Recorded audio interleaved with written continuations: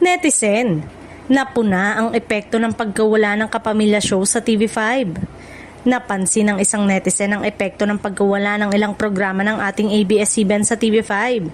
Kasunod ng pasya ng pamunuan ng Kapatid Network na tapusin na lang ang sana ay 5 taong kasunduan nila ng Kapamilya Network noong December 2025.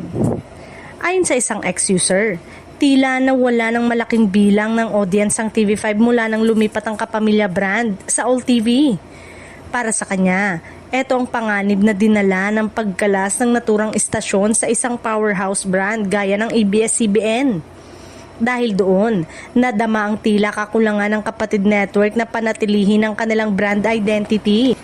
Napuna pa ng naturang netizen ang pagsadsad ng ratings ng isa sa mga programa nito na itinuturing pa naman na pinakamataas na non-ABS-CBN program bago ang hindi inaasang nangyari sa dalawang kumpanya. Hindi na rin daw ito nakakagulat dahil kung noon, nag-aabang ang ilang manonood sa TV5 para lang hindi malampasan ng FPJ Batang Quiapo. Ngayon ay hindi na ito nangyayari, kasunod nga ng paglipat ng Kapamilya Show sa All TV. Tila, eto ang pahiwatig ng ilan pang mga netizen na nababasa natin itong mga nakaraan na tinutupad lang nila ang kanilang pangako na susundan nila ang ABS-CBN o anumang kapamilya content kahit saan mang platform o istasyon sila mapunta.